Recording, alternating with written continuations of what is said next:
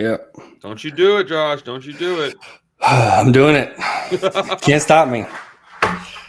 Hey, what's up, everybody? This is Talking Movies. My name's Josh. I'm Clay. I'm Chris.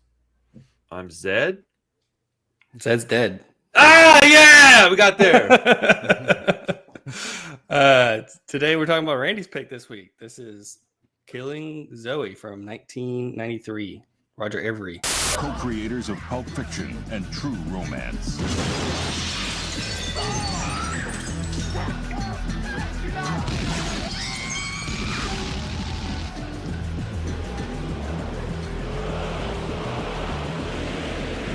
Eric Stokes. Guess this means our friendship is in trouble.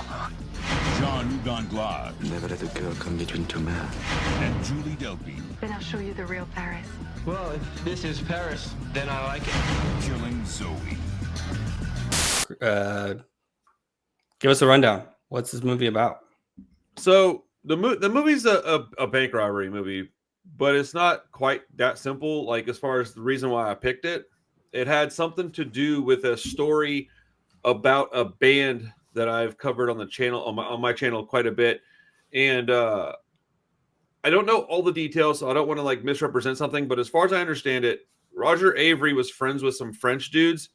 The guys that he was friends with were the guys that were friends with the band. So it's only one degree of separation. So they were telling him a story about this crazy French guy that was doing a bunch of drugs and then robbed this place. And he hears this story. It inspires him. He writes this movie. So there's a bunch of similarities within Killing Zoe and Camera Silence over in France. So like, if you hear the story about these guys, it mirrors this a lot. I was very much dramatized for Hollywood or whatever, but like there's so many like little bitty things that it's like there's no way that that's a coincidence. I guess it could be, but as far as I understand it, it's just kind of like 2 degrees separated from a punk rock band, which is why I picked it a while back. We just never got around to watching it until recently. But yeah, it's about these guys. It's Eric Stoltz plays a dude. He plays Zed, friends with some French dudes, goes over to their part of the world to visit them and hang out. They're like, hey, let's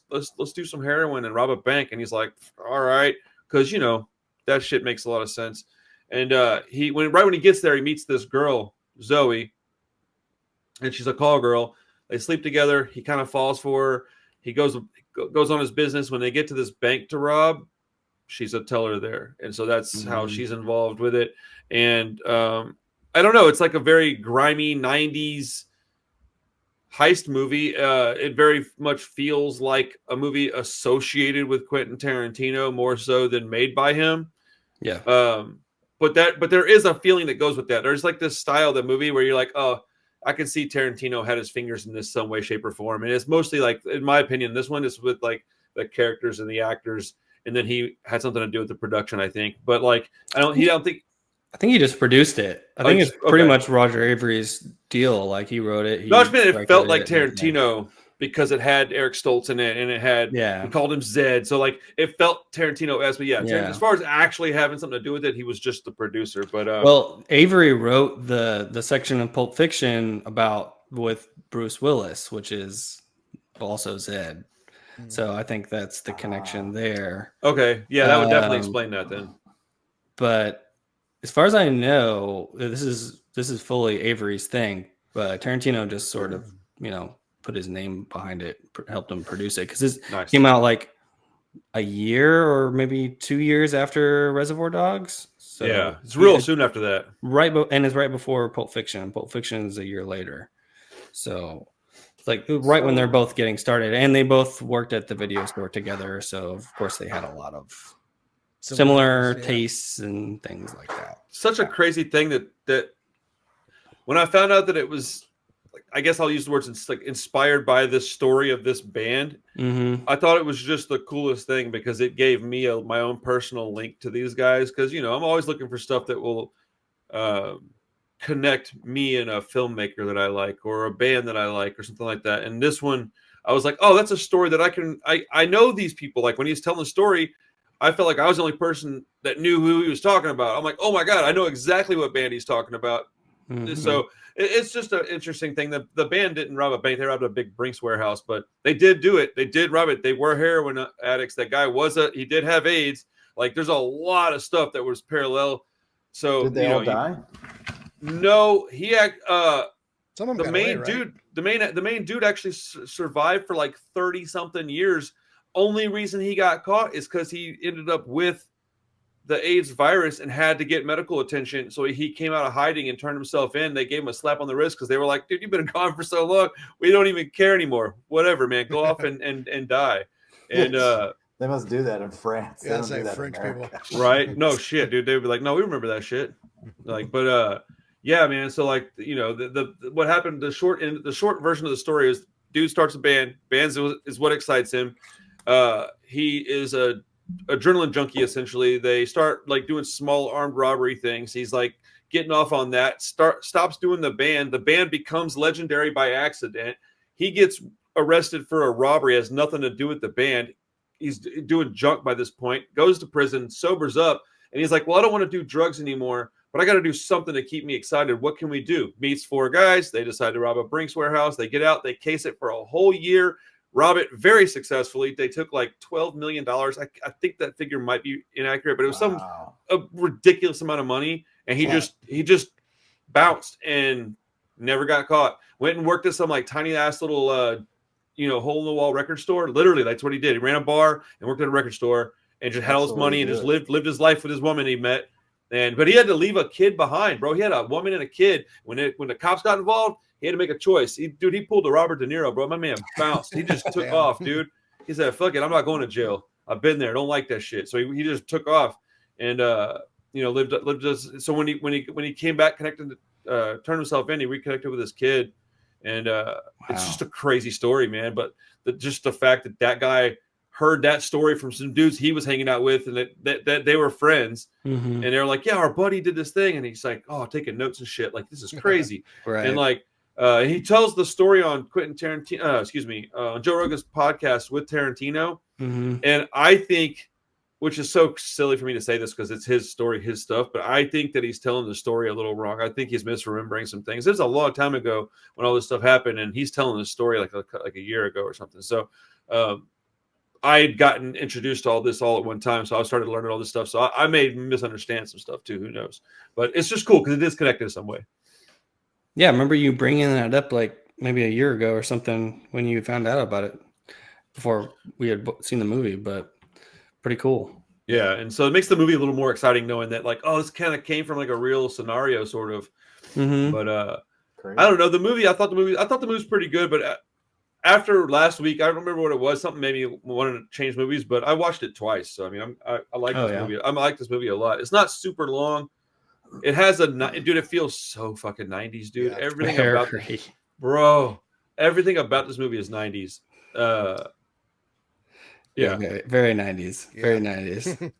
I feel like we've talked about it for so long that it's like a little too built up for me, because that's why I said I wasn't. I was like, fuck it, let's just watch it. Right? Yeah, yeah. Because I thought it was pretty good. Like, it has some cool moments, but it is a little generic, a little more generic than I was expecting. How do you guys feel about Eric Stoltz? Like, I like him but not as a main, like as a lead. I don't think he can really hold a movie together. I think he does a decent job here. He's definitely like the best actor of the movie. I mean, Julie Delpy is probably the best actor of the movie. Yeah, I think so. But her boobs are the best part of the movie. Well, sure, yeah. Definitely command the most attention. Yeah. She's super pretty too. Yeah, but she's actually a good actress too. What else has she been in? I recognized her from something. Well, the thing that I've seen most, she's a French actress, so she's in a lot of French movies. But the things that I've seen most are the Linklater movies, Before Sunset, Before Sunrise, Before Midnight. I've heard about that. Ethan Hawke? Yes. Ethan Hawke? Okay, yeah. They're never seen them. Phenomenal, great movies. Yeah, I hear good things about them. Yeah, she's really good in those. So I saw her pop up. I I think I knew that she was in it, but had forgotten. I was like, oh shit, that's cool. Like I really like her. And then she doesn't have that much to do, so I felt that she was really underused. Until the end, to be called Killing Zoe and she's hardly in it at all is really annoying. Yeah, and she's only. I mean, I guess she's technically in danger, but it's not. It's pretty misleading that it's not a phenomenal title. It's just like a cooler title than whatever they were going to call it before. Yeah. No, it's better than like bank robber robbing the bank. Yeah. Robbing Zoe. I mean, honestly, that might have been a better title. Had anybody seen this before? Clay, have you seen this? Okay. Man, I've probably seen this, I don't know, 40 or 50 times. Wow. When I was a kid, it was like one of those VHSs that you always put in before you smoke out or whatever. Yeah. And I like it because it's a really kind of concise movie. There's, the introduction, the friendship, the party, the heist, over, right? And so it's never boring, and it's, an hour and a half, and you can just jam. So I had trouble with the medium with which I was going to watch, and Chris rescued me with a copy, but I was going to buy this movie. I couldn't find it. I called a local place. They didn't have it. And I was kind of like, man, I really want to own this movie. It's a kind of a staple of what I used to watch when I was younger. And I like it a lot still. Like, I didn't have the greatest memories of it for some reason. I kept thinking like, man, Stoltz is such a dud in this movie. I don't really want to watch it. But then I started watching it again. I was like, he does a pretty decent job. He's not as much of a dud as I thought he was. He plays the character right, but the character's kind of a dud is what I was thinking. Like, I do agree with Josh. He's more of a second in command type dude, or like just a straight up background character. Honestly, he's great in Pulp Fiction. Like he's side character. He's sitting there eating cereal, and like he's like all this like these little moments that he gets in that movie. He's a bright spot in every scene he's in that. But to put the whole movie on your shoulders. And I don't think the writing really does him any favors either. I've never seen an Avery movie. This is the first one I've seen, and I'm like, okay, you can tell like he's no Tarantino. He just doesn't have the sparkle. There's not some a lot. Of the writing was okay though. Like particularly the part when he's talking about the honesty and security of her profession. Mm-hmm. And I remembered that delivery being super flat, and I watched it this time. I was like, he does a pretty good job. I think there's like a little bit of a sharper delivery that he doesn't have that's sort of required in a couple of these places. But anyway, I think their conversation, I think that is, probably the best part of the movie, other than like just the action sequences. Mm-hmm. They had that fake ass Jude Law guy. I thought he was kind of cool. I liked his. Just the philosopher guy. Yeah, like no, the guy that looks like the dude that looks like Jude Law. The guy who I think looks like Jude Law is the guy who's always talking about the Vikings and shit. Wait, there's one guy that has like the guy that tells him, "Do you want to do the heroin?" And he's like, "No," and then he goes, "You must." That's not the guy I'm talking about. Is that the guy you're talking about? No, I'm talking. Okay, about I think with the horns. Yeah, I think we're talking about the same guy, but There's like little bright spots throughout this whole movie, but I also think that I'm more attracted to it because it's a movie that I used to have on VHS. So like, I just remember watching it 30 years ago. There was far less movies for me to be interested in. So like, I've had 30 more years of movies. I'm like, okay, I can just put this one aside now because there's 3 or 4 better heist movies that I could watch that have come out that aren't Heat, that I could watch. But it does hold its own place. It feels like a independent heist movie to me. You can really feel its size, I think. That's what she said. We fit together. It's so contained. Like but even shot to shot, you can just tell like they're just kind of scraping it together. It was made in Los Angeles, which I thought was interesting.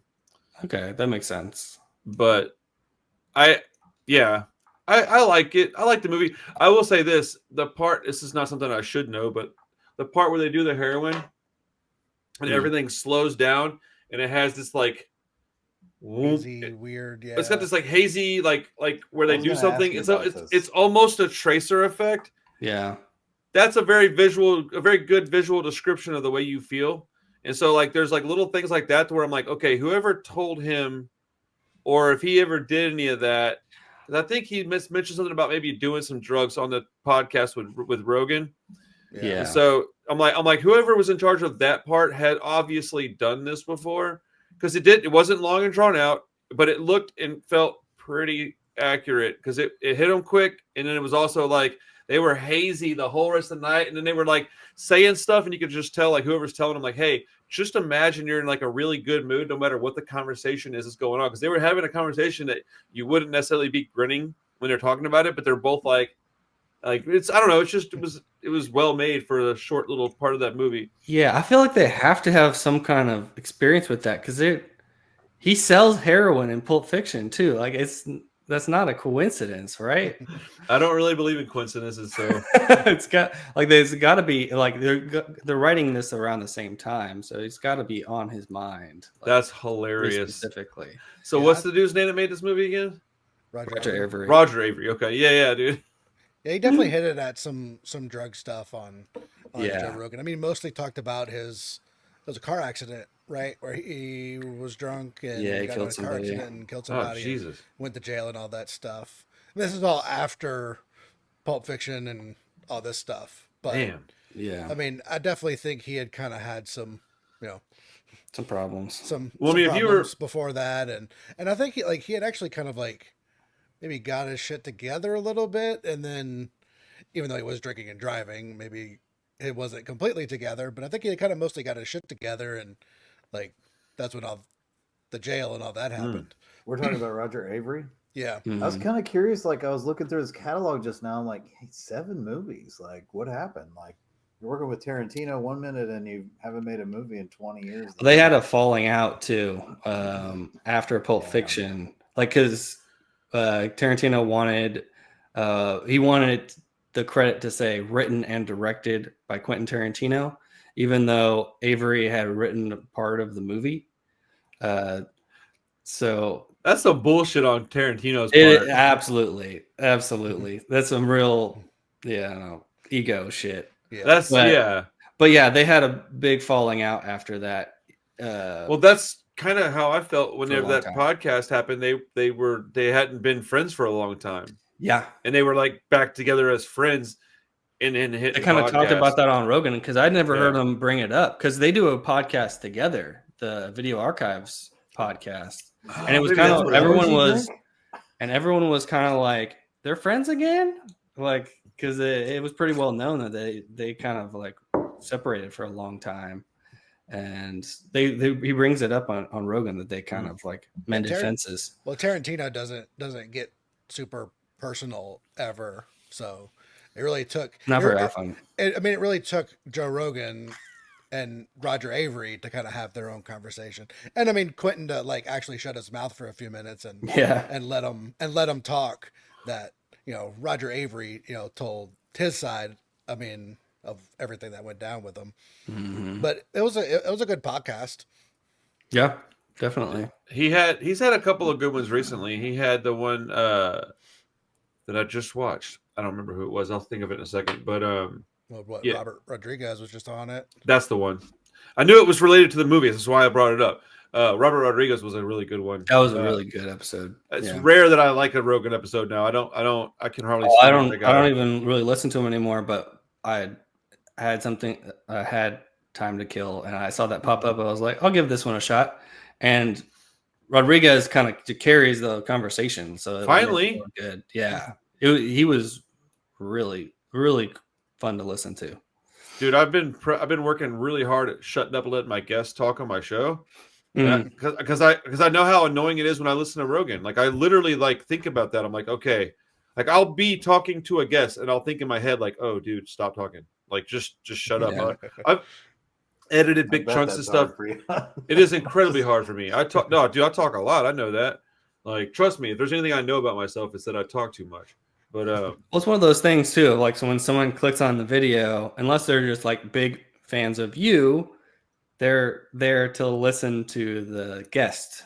I had to learn and that. Even if they are fans of you, you know, you're still there for the guest. Well, they don't want to hear you repeat the same stories over and over and over again. That's one of the problems I have with Rogan. He's like, he just is a broken record. I can't hear the same story again. You know, dude, I'll be honest. I'm glad he does that because I've learned from it, and I think I've had a better show because of it. It took me a little while, but the last 6, 7, 8 months, I've gotten a lot of feedback from people, so I know I'm doing better. Nice, that's great. Back when I was in the barbershop quartet in Skokie, Illinois. What? Because you guys don't remember the Usual Suspect shit. Oh, okay. Sorry, no, I don't. No, that caught me completely off guard. I was like, wait, what? I don't know. There's a reference to something. I'm just missing it. I just had to, throw in my unlimited talking. just ramble about something. I haven't seen that in a hot minute. I don't think I've seen it in a long time either. I think I saw it way back in the day. The blockbuster era. That was never one I loved that much either. Get the fuck out of here, man! Stop it, dude. Yeah, you need to revisit that movie, man. That is I've watched it a few times because I watched it the first time and I didn't know the twist, and I guessed the twist. And so by the end of it, I was like, okay, whatever. That's fine. I'll be honest, the twist is kind of obvious, so I'm not surprised you guessed it. Yeah. But it's a decent movie. I think it's a little boring in the middle, to be honest. There's a lot of movies that I love a lot that are boring in the middle. I'm not gonna argue that. I mean, I would say after Julie Delpy leaves at the beginning of this movie, when he's just with the heroin addicts for like 20 minutes, I was really feeling it drag. Bro, more like 30 minutes. I was pausing it because I was like, how far along are we? And we're about 50 minutes in when the actual bank robbery starts. And it's only an hour and 36 minutes long. So, I mean, they're in the party scene for a while. And I like the movie, Randy. So I'm not trying to just pick it apart. I did like the movie. I just, No, dude, I don't give a shit. You like it or don't like it at this point. But I'm laughing because I totally understand your feeling. But the only reason that I didn't get bored is because I just sit there and reminisce about all this shit. I'm like, man, that used to be fun, man. I can't believe I did that, bro. Like, what the fuck is wrong with me, man? Oh shit, back to the movie. The bank's fucking happening. Like, I will zone the fuck out and think of shit for 20 minutes, bro. It's not hard. No, I hear That's you. something I love about watching a movie 20 years later. You're like, oh yeah, I remember what we used to. Yeah. Those olfactory senses. I have no misconceptions about what this movie is. I just like it, and I should have put it on the table like 3 months ago. Made us watch it, a little earlier. But I'm glad I found little things kept happening, and then I forgot like at least once. I just straight forgot that I was supposed to pick this movie because I never do that. I remember we used to party pretty hard, and I remember the scene when he opens the little case of pills, the little red pills, and he's like, no more, I think I'm gonna die. And I'm like, dude, I've been there before. Like, no, not another one. No. I was sitting at this apartment when I was like, I don't know, 18 or so, maybe 19. I think I was 19. And my buddy was like, you ever had triple C's? And I was like, what the fuck is that? And he's like, dude, if you take some of these, it'll make it slows your heart down just enough to where like you start tripping out. And I was like, that doesn't really sound like something we should be doing. And he's like, well, I'm going to take some. And I was like, oh, well, if you're going to take some, I guess I'll take some. And so I took about 15 of these things and I just popped them in my mouth. They tasted kind of sweet. Like they had this coating on the outside of them. And nothing happened to me for like hours, dude. I was just sitting there and I was bored. And then meanwhile, my buddy's like drooling, like, oh, come to find out he took a bunch of Xanax before he took that shit. So like I drag him in the hallway and I'm like slapping him in the face and I'm freaking out because he will not get up and will not move. And I'm slapping him probably like 80% force, hard, like real hard. Oh, damn near punching him. And then all of a sudden, I guess the excitement raised my heart rate past where it should have been. And this shit just hit me like a fucking brick, dude. And I started seeing everything was going. And they took this shit off the market because kids were just going in and stealing it. It was Corseed and Cough Cold and something or other triple C. And there were these little red pills. You could take a whole box of them and just be fucked out of your mind. I tied my feet to a little carousel once with a belt. and had my girlfriend just spin me on that motherfucker. I spun like hours like that, dude. I woke up and it was daylight. I was like, what the fuck? I was just spinning on this fucking thing in this park in the Northwest Houston. Oh man, that sounds like torture. I just can't get Hellraiser. I can't get over I didn't really want to do it, so I just took 15 of them. Well, like I mean, that was like half the box. My buddy took the whole box.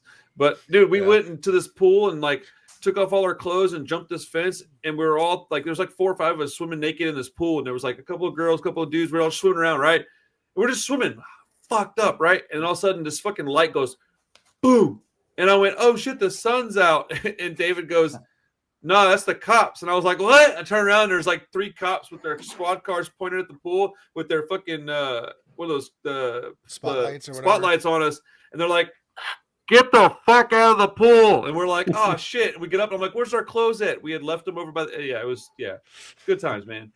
Let's hear it for teenage years. Awesome. Fun. Hey, there was boobs involved. You take your situation and the police actually show up, but in movies like this, I'm like, yeah, I know that's make believe because they're driving crazy, they're getting high while they're driving, they're getting high in the club, they're just like spreading it all out on the table. I'm like, bullshit. Dude, no, I was just really unlucky because I used to drive around doing all kinds of erratic shit, and I threw a guy out of a car going down Westheimer once. I also in LA just a few weeks ago, I must have walked by at least 5 people just outright doing cocaine, just in the open. Like, not even, there was no hiding it. I mean, I literally was just like, oh, okay. And pointed at a guy and went, that's wild, like real loud. And he goes, ugh, and then took a big bump. I've never seen no shit like that in my life, dude. Let's go to LA, man. That place. I was gonna say, this movie was the 90s, but yeah, dude. I mean LA is probably still living in the 90s, I guess. I think it's also Europe, so right. They're a little less prude about shit. I think somebody saw us hop in a fence to the pool and called the police on us because we were being relatively quiet. We were just swimming. It was dark. But yeah, dude, I was the biggest pussy out of the whole group. I'm not going to front, bro. I was like, oh fuck, I can't be going to jail right now. I got shit to do tomorrow. Like, I was like, fuck, man.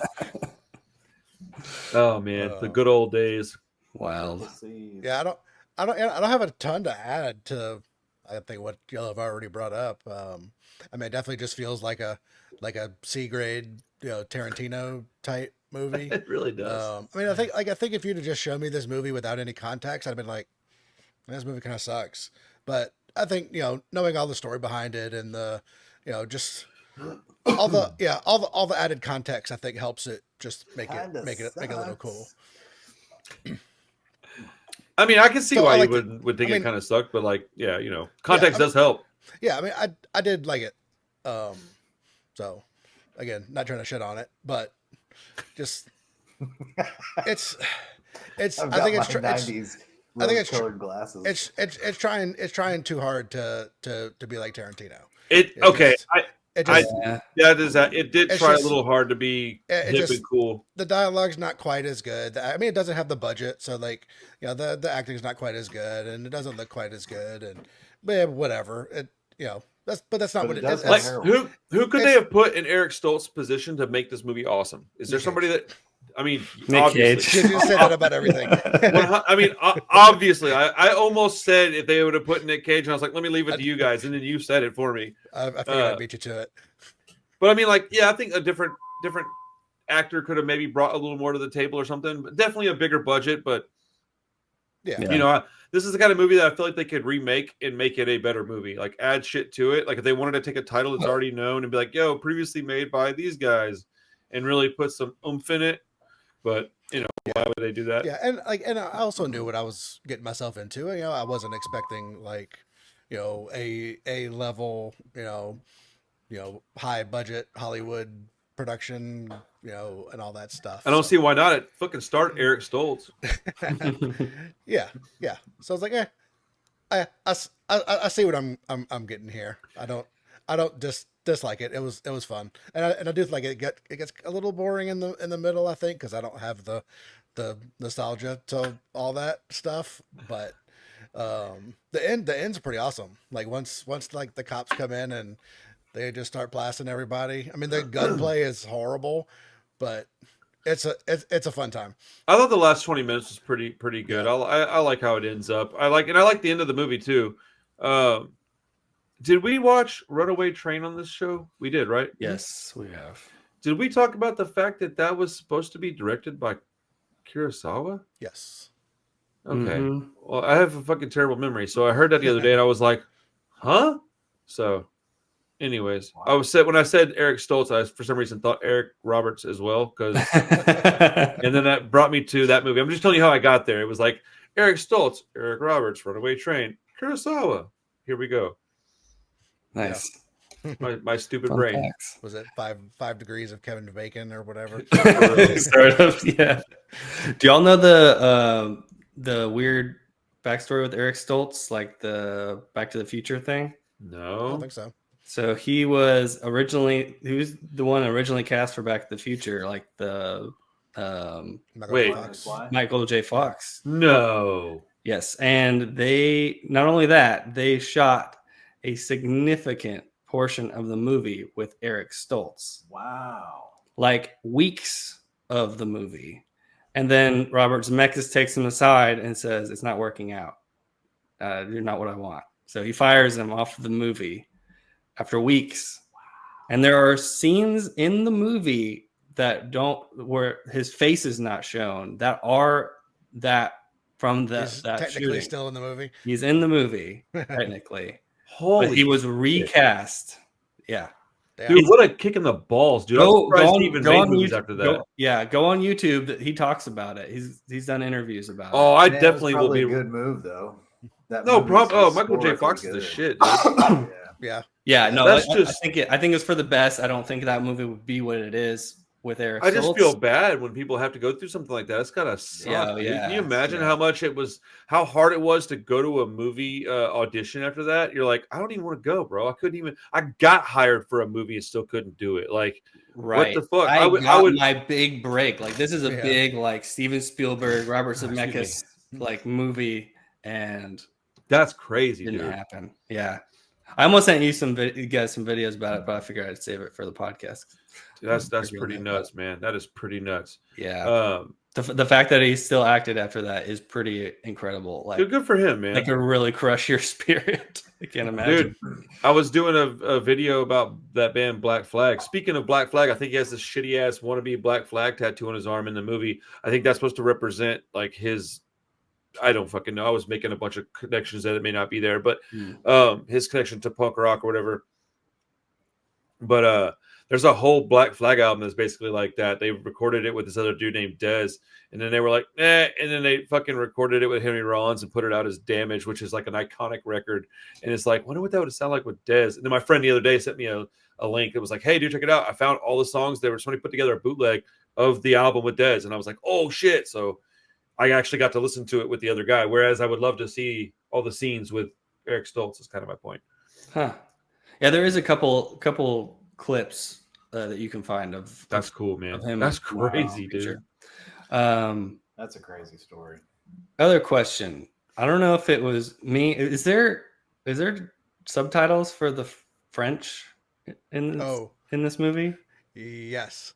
On my version, there was because I have the DVD. Okay, so I had to convert. the file I got to another format because my TV wouldn't play it, and I think I didn't convert the subtitles. But I didn't get the chance to watch it till like right before the podcast. So I had a feeling I was missing the subtitles. Shit, you should have said something because I was trying to watch it last night and went, I think there should be subtitles. So I found the subtitles like late, like 11 o'clock last night when I was trying to finish the movie. Okay. You get the gist of it. Honestly, I watched the whole movie. I was like, I think I get it. I don't I think I missed it. You mean you don't want to hear all their super intellectual drug talk? It seemed like I felt like I knew exactly what they were basically got the gist of everything they were talking about. So it didn't bother me that much, but I wasn't sure if it was like some weird choice that Roger Avery made. Is like he's an American, so he wouldn't know what they say. Like dude, that's some shit I would do. You'd be like, man, half the movie's in Spanish. I'm like, I don't know, man. You gotta figure it out, bro. It's in Korean. I'm like, it is what it is. I love the philosophical guy, the guy who's like, In the battle between number 6 and number 2 realizes he must become number 1. It's like, what the fuck are you talking So about? okay, at the end, whenever the guy talks about I'm gonna get all my money and go buy an island or whatever, is that the guy you're talking about? The guy who's like, do you like Viking movies? He's like, I guess. And he's like, Viking movies with the fucking horns. And I know. I'm trying to remember which one that was, dude. I have a terrible fucking short term memory. I missed that dialogue. I remember that dialogue, but I don't remember which, he's a very arbitrary character. Like, he's just there for the bullshit. Well, there's one that looks kind of like Jude Law. He's tall and thin, and I'm trying to remember if that's the same guy you're talking about. That's the guy, I'm telling you. Okay. It's not the guy with the bleach blonde hair who gets, he hands him all the gear when he's doing the tinfoil hits. Not that guy. No, that's the guy with like olive skin. No, but yeah, I don't know. It's an alright movie. I don't chestnut eyes. It's a pretty decent movie. I enjoy it, but I have a connection to it that's like before the band thing, just because I had it when I was a kid. And I found it and knew of it as, hey, check out this indie movie. It's cool. You might like this. And I watched it, had it on VHS tape. It feels like some underground shit that, like, if you discovered it, you'd be like, "Oh, this is pretty cool." Yeah, when I was in high school, this movie was awesome. I was like, "Dude, you don't know Killing Zoe? Like, this movie's badass." Like, and I've always called it Killing Zoe, not Killing Zoe, and it's because in the movie she says, "Zoe, whatever you like," and I always thought it was cool. She said Zoe, and I think somebody told me when they handed it to me it was called Killing Zoe. There's got to be a reason why I call it that because it sounds kind of dumb, honestly. Well, I've heard Avery refer to it as Killing Zoe too, and I never understood that until I watched the movie. I was like, okay, they referenced that. Okay, cool. Dude, when he opens the door and she's standing there with chewing the gum, and he's like, "Yes," I was like, "Bro, I feel you, dude." Like, if I opened the door to a prostitute and she looked like that, I'd be like, "Fuck yeah, man! Maybe I won't get AIDS and die." Like $200. $200 for that girl for the whole night, bro. Steal of the century, sir. My electricity bill's $200. Mine's way more than that, but still. Yeah, and she fell in, and they fell in love. So even better. Yeah, dude, it's a silly ass movie, but I like it. She I think it is. Life. I've got hopeless romantic tattooed on my knuckles and like 5 broken hearts tattooed on me. I like falling in love and shit. I'm a fucking big poser. I'm not really a punk rocker. You know this? Come on, man. I'm a big pussy. That's okay. We all like fall in love a little bit. Dude, there's nothing better than that feeling, dude. That shit's awesome. You don't remember that shit back in the day when you first got with your girl and you're like, everything was just awesome? And then that first time it wasn't, you were like, no! It's the worst one, right? The first broken heart. I was telling some feels young like guy the end of the world. about that today. I was like, man, your 20s is the best time of your life. All you do is have sex all the time. Oh, yeah. Great. Fuck yeah. Dude, my 20s were so... I could barely remember them. They were awesome. I was married when I was 20. I was literally thinking that. I was thinking that shit, and I was like, poor Josh. I skipped all that. I'm like, at least you got a solid, a little bit, but at least you got a solid lady out of the deal, man. A lot of people can't speak for that. I sure did. You got a great family, man. You're fortunate. No regrets. It worked out. Oh no, dude! If I could take it all back and just be with my wife, trust me, I would. I did so much stuff that I don't like. I don't know what, dude. Bro, I shouldn't be sitting here having this conversation with you right now. I should be in jail, not even dead, just in jail, suffering for the shit I used to do. I'll stick to dogs. I like money. Wait, I like what? money and dogs. Doing what with dogs? Let's no more women, just dogs. Says the divorced guy. I got a different kind of bitches over at my house. Like, ooh. So, Chris, what are we watching next week? All right. So yeah, I know Josh and Clay have seen this. I don't know if Randy's seen this. Turkish Delight. Sounds like some sex shit. What are we doing? The other day, Randy sent us a picture from. Speaking of falling in love, so from that show he was at, and then I think one of the band members had a shirt that just had a Paul Verhoeven shirt on. Yeah, I said that on purpose. Yeah. One of Rutger Hauer's first movies, I think, and like I think it's Verhoeven's like second movie. Oh yeah, it's great, really good. Yeah, so early, one of the early Dutch movies. So I don't think it's in English, right? Yeah, it's in Dutch. I have the like DVD box set of his early stuff, so I'm good. It's so weird. I was going to bring up another Rutger Hauer movie. I can't remember the name of it. It's called Lady Hobo with Shotgun. Yes, Lady that Hawk. one. Lady What Hawk. was Yeah. that one? Lady Hawk. either or. I'll take either one. Lady Hawk. Yeah. Have you seen that, Clay? Yeah, years ago, I didn't like it as much as this other movie that they're releasing on 4K in July, I believe. It's called The Blood of Heroes. It's also got it's like Prayer of the Jugger or something like that. It's like a football movie, post-apocalyptic, kind of like organized sport movie. It's really wild. Well, I just thought that the concept of Lady Hawk is good. It's is got it Matthew okay? Broderick in it. Yeah, it's okay. I wanted to watch it with Carissa. It seemed like something she would really like because it's she would love that movie. Okay, that's what I thought, man. I saw the trailer and I was like, I'm not super into this, but it looks cool enough to watch. And I was like, I think Carissa would love this. Have you guys heard of it, Chris and Josh? The name rings a bell, but I've never seen it. Dude, it's got Michelle Pfeiffer, like super young Michelle Pfeiffer. Rutger Hauer and Matthew Broderick plays like the sidekick guy. She's a lady that turns into a hawk during the day, and he's a guy that turns into a wolf during the night. They're in love, but they can never be with each other because one of them is one. It's super silly sounding, but it's a wolf can't fuck a hawk. Not unless you want to have a wolf hawk. That's how biology works. Yeah, wolf hawk. I mean, I guess I'll take a wolf hawk. It sounds like some very D&D shit. That sounds like an awesome movie to me. Yeah, well, it just it's like kind of romantic, and I thought that sounds kind of cool, man. It's something I never really even heard of. Yeah. But I saw that right after I saw the thing of the girl telling the Punisher dude, John Bernthal about D&D. And like he falls in love with her in like 30 seconds, and I probably did too a little bit because she goes from being like, yeah, she's cute to talking all this stuff. She gets all excited, and you're like, oh, she's adorable.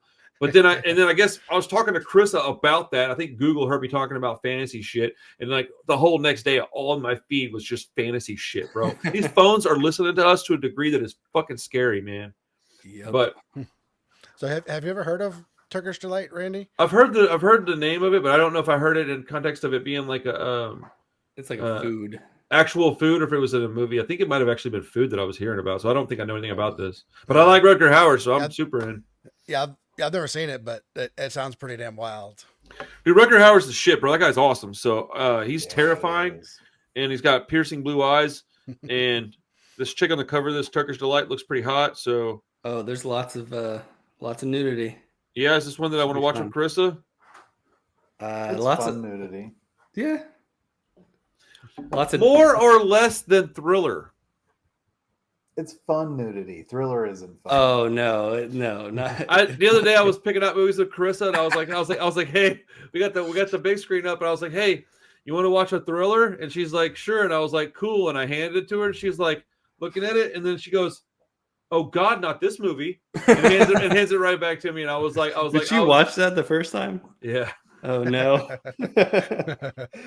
She was the one that kept bringing up the intrusion to buttholes. She was like, that's an awful large penis going in that butthole, and I was like, it is, dude. It's a slapping. Actually, I think she probably laughed at it more than I enjoyed it because I fucking hated that movie. She was at least laughing at it. You're just over there like, I don't want my wife watching this trash. No, I was just like, at least we're gonna watch this trash. We're gonna take some ecstasy beforehand, and we didn't do that. What movie is this? Thriller. You loved it. Oh, Thriller. Yeah, that's a great Christina movie. Lindbergh. I love Christina Lindbergh too. Like I fucking hated that movie so much. Oh, dude, it's amazing. Yeah, but there's definitely a lot of hairy buttholes. Yeah. Buttholes. Yeah. That was my issue with the movie. Is I was like, why do if I'm gonna watch pornography, I would rather watch something good, like with some hot people in it, not this.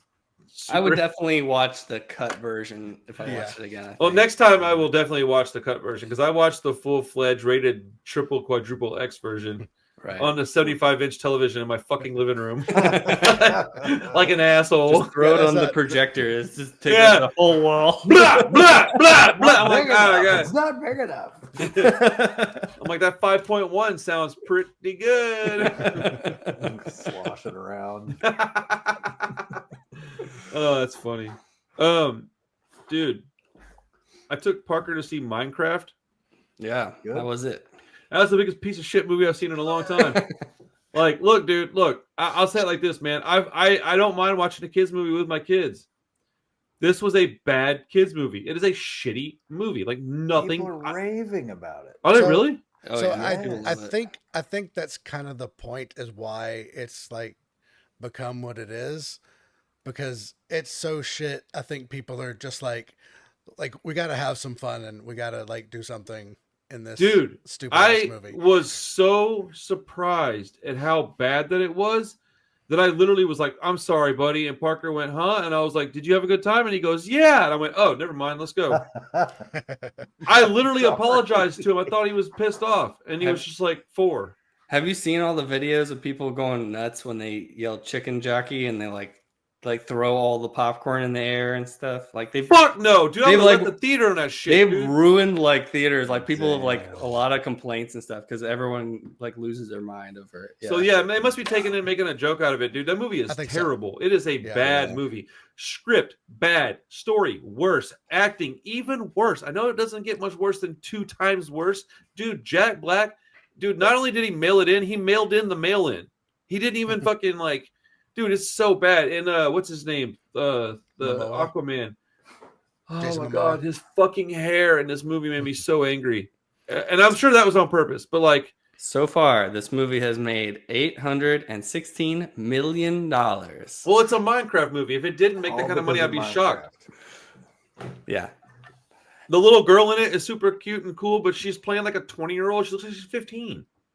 I don't know. None of those decisions made any sense to me. Well, she's the little girl from That's why they only make movies about brands now. Right. Because they just want people to go see brand. That's what it no, that's what it was, dude. Look, dude, I'm happy for the people that are in it to get a little bit of money. I'm happy for that young lady to get a starring role, and that the girl that was in it that's from Orange is the New Black. I'm stoked that she's in movies and stuff. I'm sincerely happy for her. The movie was like bad for a kids movie, dude. Like have y'all seen the Mario movie? Yeah. Yeah, it's all right. Okay. I thought it was pretty fucking good, right? It's pretty fun. It's pretty fun. It's not great, but it's pretty fun. It's not the best thing in the world. Dude, this is so far down below that. Like, I don't know what else to compare it to. That's the last kids movie that I like willingly went and watched. But like, it's bad, bro. I was surprised. Yeah, because I like the Sonic movies. Like the Sonic ones are pretty good. Like they're cringy and silly. Yeah, but they're pretty fun though. I remember Sonic ones are being good. But yeah, they are fun. I mean, I think it helps to have a little bit of just nostalgia from. Well, Jim Carrey's also really great in them too, though. Yeah, and like in the third one, he's just going so freaking hard, Jim Carrey, that it's ridiculous. Yeah, but that would have been a better comparison because it is like the opposite. Like, here's the thing: I didn't know much about this movie. I don't really pay attention to what's going on out. In the, I got my own shit that I'm going through. I knew it was coming out. We had went and had a Happy Meal, so I was like, "Hey, you want to go see this with Dad? We haven't ever done that yet. We haven't got to go see a movie, just me and Parker." And he was so excited. He was like, "Yes, I want to go see the Minecraft movie with my dad." And I was like, "Fucking dude, I'm doing some awesome dad shit right now." And then I literally was like, "You know what? This movie's probably gonna be pretty fun, man. Jack Black's gonna be in it. It'll be fun. Momoa's in it." And I was like, "Couldn't possibly be that bad. It's a fucking kids movie. They're usually pretty fun, like just fun, not good." Right. Dude, about 15 minutes in, I was like, wait a minute. I made a horrible mistake. I was like, when does this become about Minecraft? Like, it's just so not what I expected. Maybe I should have had some, maybe I should have done some research. I might have enjoyed it more. But, whatever. I had a lot of fun hanging out with Parker. I'm glad he had a good time. But, like, dude, that movie was bad, man. Fucking it was bad. But Natalie asked to see it, and I was like, "We'll do that one upstairs when it comes on VOD." Yeah, do it when you can take a nap, dude. Yeah, I can leave the room if I want to. yeah. I was bummed though, man. I wanted to like have a good time. Yeah, it's just a bummer because people always say like everything's a sequel and everything's a remake and everything's but something like Sinners comes out and is super awesome. Yeah. I mean, and it did decent its first week. But it supposedly had like a huge drop off. No, it did well. It only had like a 5% drop off. Like they're saying it made a lot. No, I saw it had like a huge drop off. Like it had like a 20 something, like one of the largest drop offs of. I heard that. I was listening to something this morning and they said the opposite. They said 5% drop off. It was like a huge success. Okay, I wonder which one's true then, because I'm very curious. Because I love that movie. Yeah, I'm curious now too, because I heard like the exact opposite of that. But still, either way, I mean, even if it did decent, I know, like people say they're bummed out about all this stuff, but But then they don't go see the good movies, right? Show up and go see the good movies, but they don't. I just Googled it. It had a 4.9% drop off in the second week. It's like one of the lowest drop offs week to week. Oh, shit. Good. In a long time. Good. So, like, I'll go see it again. I'm glad I brought it up then, because right, dude. I was pretty bummed. I was like, damn, that sucks. That it's fun. Like considered an unqualified success now, like because that things don't carry over like that. Yeah, there does seem like there's this kind of like anti-Sinners crowd for some reason. Oh, anything popular is gonna have a backlash. Yeah, so that's probably why I saw something that was the exact opposite of what you said.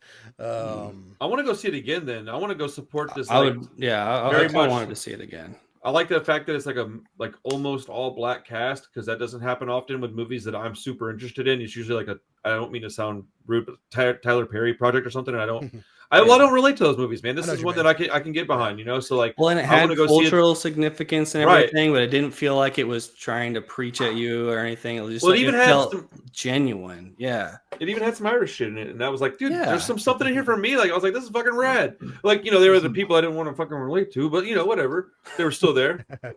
But like, I was like, yeah. I was talking to people at work about it. They're like, I've never even heard of this movie. What? So like, come on, like, I just don't get it. I don't get the current movie going. It's where you just stop talking to people. Fucking A, I'm with Clay on this one. You don't know anything.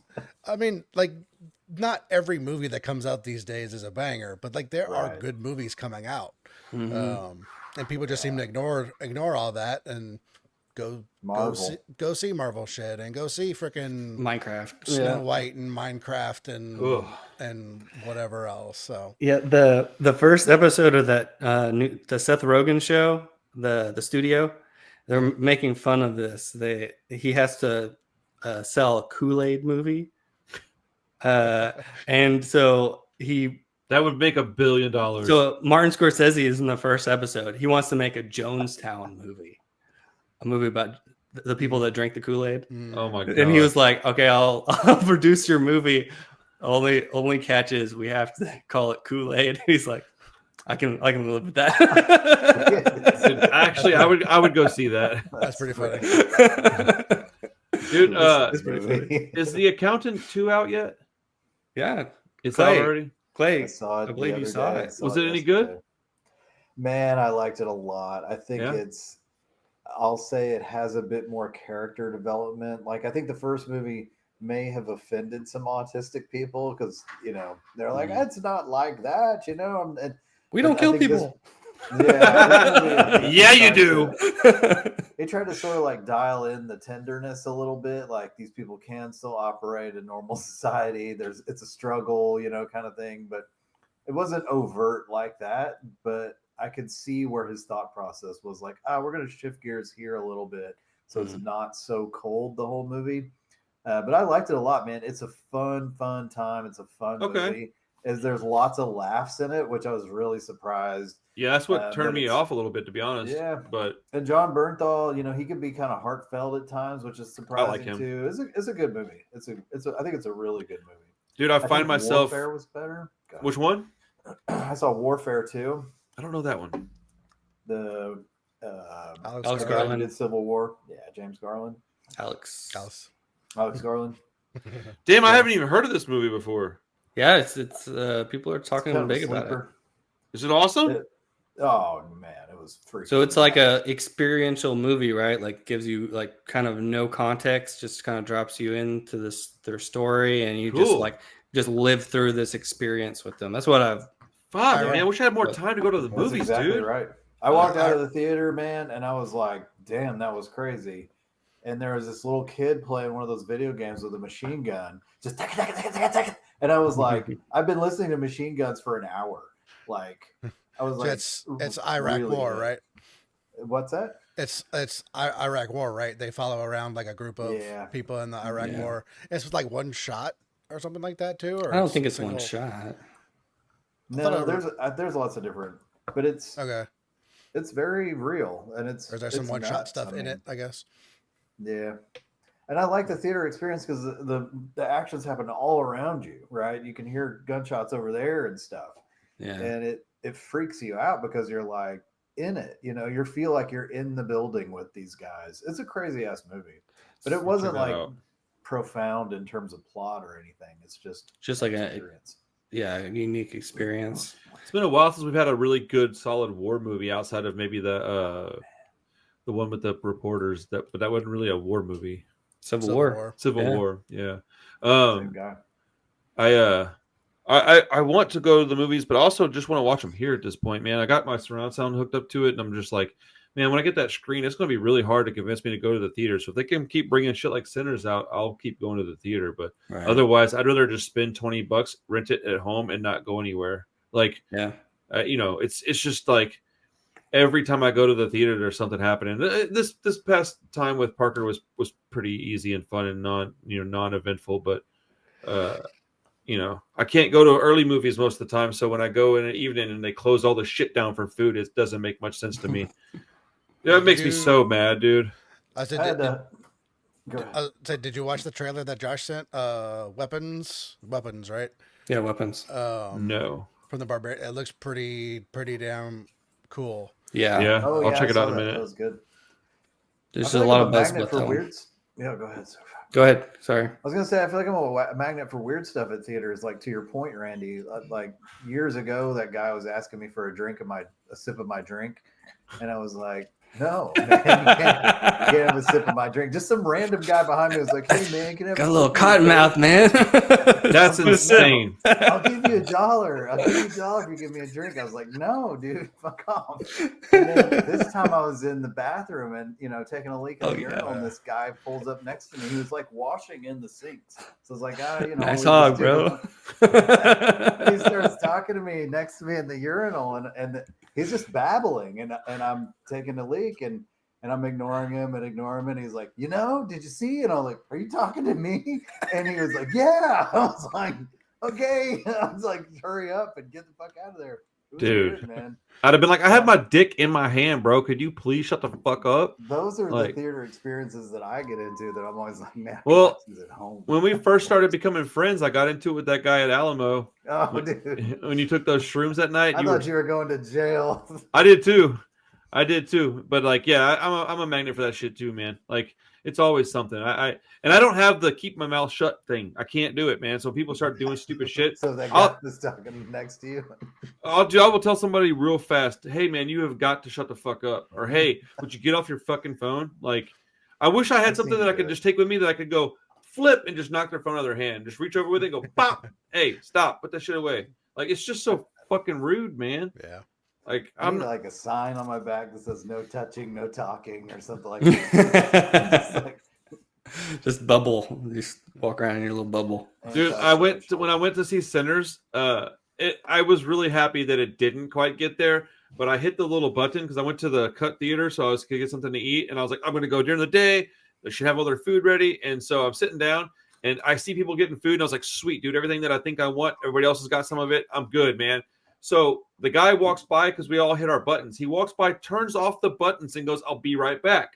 They don't want the time to run up. But it's like, dude, it's not the deal, man. You hit the button, and you turn it off, and you come to my table. And so he comes by, turns them all off. He goes up another row or two. And so I'm sitting there, and another dude comes behind him, hits the dudes to my left. Well, the guy to my right and me both kind of look at each other, and I went, whatever. He'll be here in a second. He walks down, leaves. And I was like, what the fuck? So I hit my button again. And so this is the guy to my right. We both hit our buttons again. The dude comes back, turns them both off again, and then takes the guy's order to my right and fucking leaves. Meanwhile, I was the first one there. I was there before all the other people. And I was like, what the fuck? And I was like, this is should have just turned it back on right in front of him. No, it didn't take very long before I hit it again. And I was so flabbergasted that I was like, let me give the guy a second. Maybe he's grabbing something because people don't communicate anymore. So all he had to say is, hey, I'm gonna grab his drink real quick. I'll be right back. But they didn't say nothing. They didn't say hello, nothing. So I didn't know. And so I hit it a third time, and he comes back over and he just looks irritated. And I was like, bro, are you serious right now? And he's like, he comes stomping in and he comes over to my thing, and I was like, all I want is a glass of water, a milkshake, and some chicken tenders. And then he's like looking at me because, you know, I just wanted to order all at one time. And then he's like, he's just standing there. And I'm sitting there and I was like, is everything good? And he goes, your card? And I was like, that you didn't ask for. Yeah, got you, bud. And I handed it to him and I was like, Jesus, dude. Like when he dropped off the check later, I was just like, bro, you're so lucky that I worked in service for so long. I can't not tip people. I don't feel good if I don't do it. How old was this guy? Maybe 20, dude. He was a young kid, man. Yeah, but little prick. Yeah, a little prick. Oh, what I was going to say a minute ago is the autism thing in movies. I find myself being really, really like sensitive about it, or I'm kind of surprised. I don't really get offended by stuff very often. I'm not like, I get irritated all the time, but I don't get like offended by shit. Like I don't, you know, racism is offensive, sexism is offensive. Outside of that, kind of say do whatever you want, man. I don't really give a shit. But like, yeah, I'm like really like heightened to that stuff. So when I saw the trailer for The Accountant 2, I think that is what bothered me, is that I was like, no, man, that's horseshit. That's not how people behave like this, man. I got at least one of these people in my home. I think 2, maybe 3. I think Carissa's certainly on the spectrum, and we're thinking Charlie might be. So, you know, she's getting tested right now for stuff. But like, it's funny because I never thought myself of the kind of guy that would be bothered. Like, I don't think the R word is ever going to really bother me, nothing like that. But like portraying somebody of that type in a movie the wrong way would really irritate me, I think. My daughter got super offended the first time we saw The Accountant, the first one.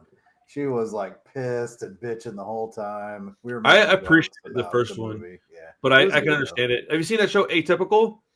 No. I love that show. It just feels like I'm watching My Family with Michael Rappaport in it. But it's a really, really good show. It's got what's her name? Jennifer Jason Leigh, is that her name? She's the mom. Michael Rappaport's the dad. But this kid that's in it, apparently he's not autistic. Boy, you could have told me he was, and I would have believed you. He's really good. But it's also got like a young lady who's like a non-binary person in the show. So it's an inclusive show. It's pretty good, man. I liked it quite a bit. They did those people right by, I think, doing their due diligence and really doing a lot of research. And it seems like they give a shit. But I don't know what their reason for making the show. Maybe they just saw an opportunity to capitalize on something, you know. But it does feel like they cared. But anyways. Thanks. Well, I saw the new Cronenberg movie, The Shrouds. Hey, that's right. Which has grown on me a little bit since I left, but I was a little disappointed with it. And when you were just talking about the theater experiences, I had no bad experience in the theater, but I was watching it and I was like, I could have watched this at home. Mm. Like it does. It's like I was thinking about it afterwards, and I was like, you know, Cronenberg is not like the most visual director in general. Like he's not like, I've got like camera moves and stuff like this. He's not that kind of guy. And he's like, I don't care about film, none of that stuff. Like he's not that kind of guy. He was just in some interviews where he was just kind of like, yeah, theaters don't really matter.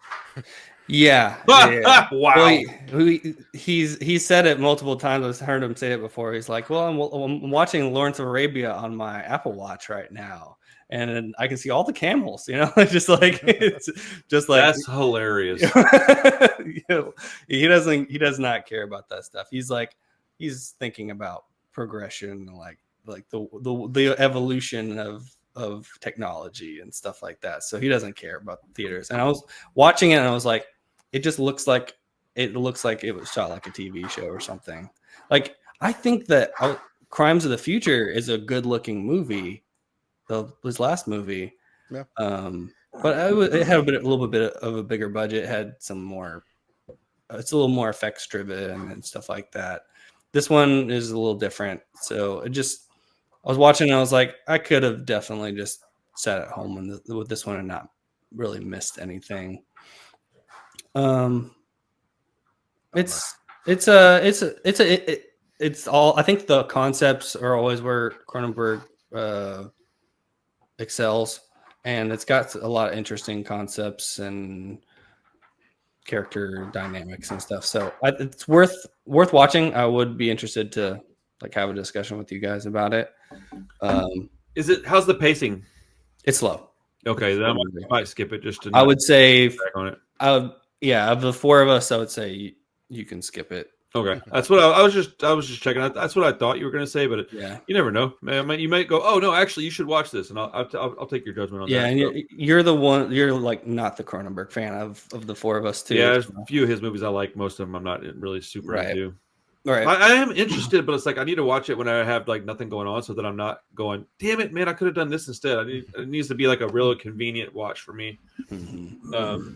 I will say though, you guys got me back into watching movies on a bigger screen because of the projector, and I feel like I've kind of reverted back to wanting to watch things because I was very much into what you were saying. Like, I'll just watch it on my fucking phone. I don't really care. I'd rather have it in my headphones anyways, turn it up real loud, just zone out. But I've been enjoying the projector so much that it's kind of gotten me back into wanting to watch like bigger, more bombastic film. I've watched a ton of shit, man. It's crazy. Yeah, that's awesome. That's great. Have y'all seen Meatball Machine? No. Yes, that's great. I don't think I saw that one. So it's a region 2, and I'm finally breaking that bitch out tonight to watch it on this fucking crazy wall because I know I've already seen it, but I cannot wait to watch it on this fucking on this side. It's I don't know how to explain it. It's exactly what you think it is. It's Japanese. It's called Meatball Machine. Just imagine it's super hyper gory, like monsters and shit. Like it feels like if the Mighty Morphin Power Rangers bad guys had gotten into like a really good studio, made a pretty high quality violent flick. But it's like a Gwar Japanese gore. Yes, there you go. Like Japanese Gwar on for 90 minutes. I feel like you've brought it up before, but I thought I had, but I wasn't sure if anybody's seen it. Yeah, I've been waiting to watch it for like 2 years maybe. I've had this copy on for a long time. But, awesome, nice, yeah. Cool. Well, we'll wrap it up there. Turkish Delight next week.